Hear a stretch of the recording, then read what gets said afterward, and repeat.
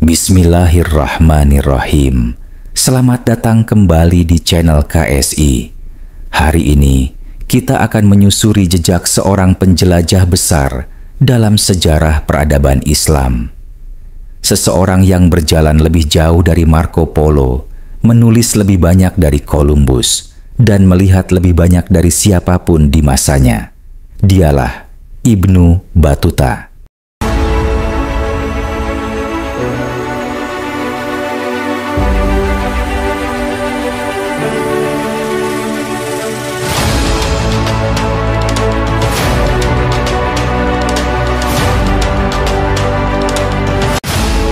Penjelajah dunia dari dunia Islam.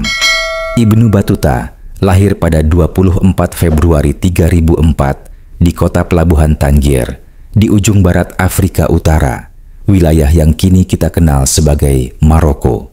Ia berasal dari keluarga terpelajar, bermazhab Maliki, dan tumbuh dalam tradisi ilmu dan agama. Di usia 21 tahun, ia memutuskan melakukan perjalanan besar pertamanya, haji ke Mekah. Tapi siapa sangka, niat ibadah ini akan berubah menjadi petualangan sepanjang hidup selama lebih dari 30 tahun. Tahun 1325, ia meninggalkan kampung halamannya sendirian menunggang keledai. Ia melintasi gurun Sahara, menyeberangi sungai Nil, dan berhenti di kota-kota besar seperti Kairo dan Alexandria. Ibnu Battuta sempat tertahan oleh perang dan bandit, namun semangatnya tak pernah padam. Ia terus berjalan hingga akhirnya mencapai kota suci Mekah. Tapi ketika ibadah haji selesai, ia tidak pulang. Dari Mekah, ia terus melanjutkan perjalanan. Irak, Persia, Anatolia. Ia menyaksikan reruntuhan peradaban, menyerap budaya, dan mencatat semuanya. Ia menulis tentang para sufi, ulama, raja-raja, bahkan tentang kebiasaan mandi dan makanan di tiap daerah.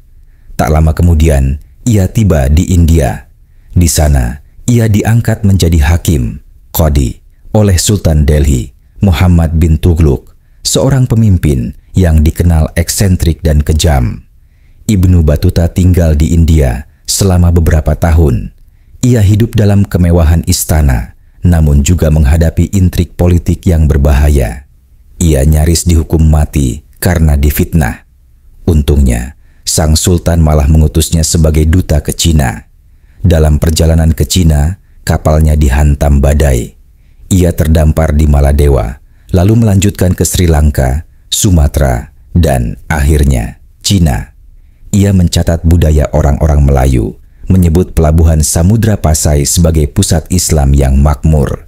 Di Cina, ia menyaksikan kota Guangzhou yang megah dan masyarakat yang asing baginya, mulai dari makanan, bahasa, hingga pakaian.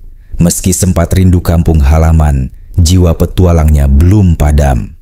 Tahun 1349, ia kembali ke Maroko. Tapi bukan untuk menetap.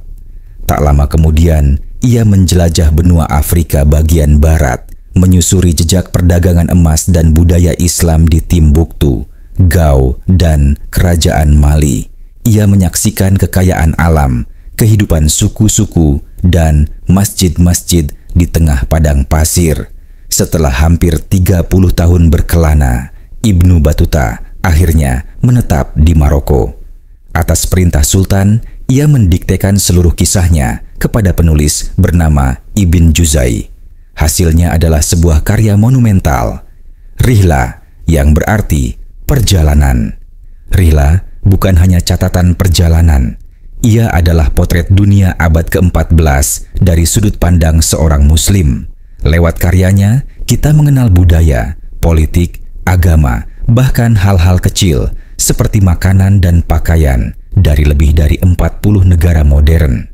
Ibnu Battuta wafat sekitar tahun 1369 di kampung halamannya, Tangier. Meski makamnya kini sederhana, namanya tetap hidup dalam sejarah. Ia bukan penjelajah untuk kejayaan kolonial. Ia menjelajah demi ilmu, iman, dan rasa ingin tahu. Ia adalah simbol kejayaan intelektual Islam saat dunia Islam menghubungkan timur dan barat. Sobat sejarah, hari ini nama Ibnu Battuta memang tidak sepopuler Marco Polo, tapi kisahnya menembus batas waktu. Seorang ulama, seorang musafir, seorang penulis, dan seorang penjelajah dunia.